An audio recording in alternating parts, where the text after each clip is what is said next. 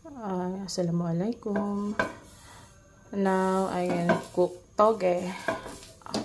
Ibabalot ko siya sa wrapper. So, it's lumpiang toge.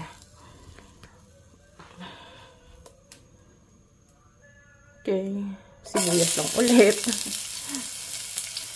Hindi nga kasi ako mahilig sa bawang. Pero, para sa ibang tao naman, naglalagay ako ng bawang. Pero, pag ako lang, yung sa akin lang hindi ako naglalagay ng bawang. Kaya, kanya-kanya lang yan. Okay, so sa aking lumpiang toge, maglalagay ako ng ground beef.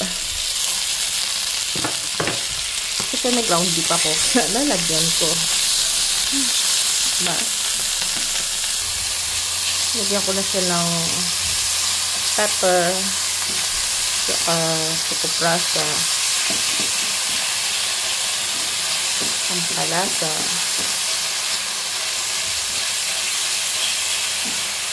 kaya gonna put carrots po. Hiniwa-hiwa ko na siya ng maliliit para madali lang siya maluto. Although madali lang naman talaga maluto ang carrots.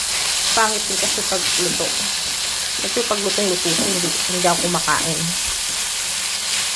Mas gusto ko pa yung hilaw.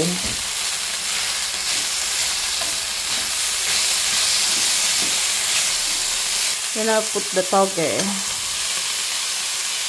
Sayo ko ng luto masyado, kaya hinahap cook ko lang siya. Yun lang siya.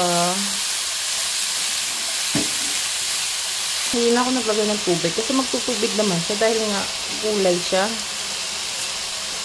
Kasi pag binalot mo mamaya mabasa yung wrapper, diba? Hindi na ako nag-ano. Yun lang siya.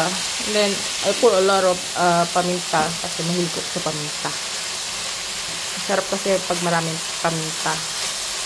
Naglalasa talaga siya. And then, I put konting suka. Hindi ko alam pero masarap siya eh. Kasi nagtatry ako ng ganito. Masarap siya na may konting suka.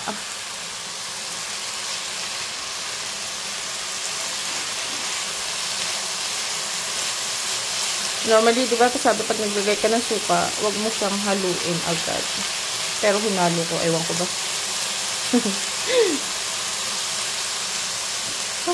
Few seconds, luto na siya.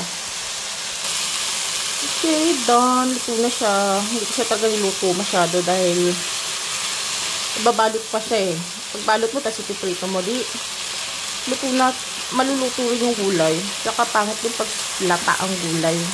Masarap yung half cook lang. Andun yung sustansya. Done. Magbabalik na tayo. Ngayon, babalot na natin yung lumpiang toge. Yung ginawa ko. Babalot ko na siya.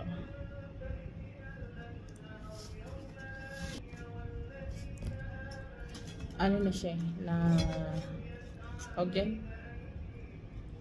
Malamig na. Kasi pag mainit, hindi maganda.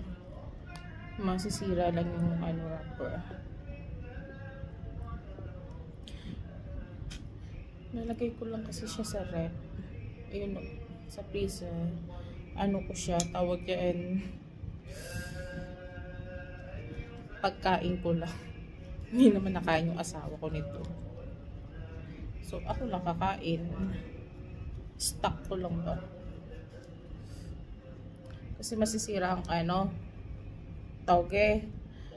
Binili ko pa siya last week. Hindi siya nasira. Masarap lang siya.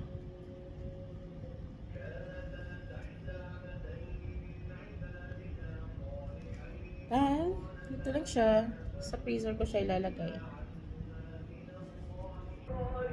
Okay, tapos na. Ito lang lahat na nagawa ko. 2, 4, 6, 8, 10. 10 lang lahat. So, pinag-iwa-hiwalay ko siya. Talagang nilagyan ko siya ng spaces. Kasi mamaya lalagay ko siya sa freezer. So, pag nagluto ako, hindi siya mahirap.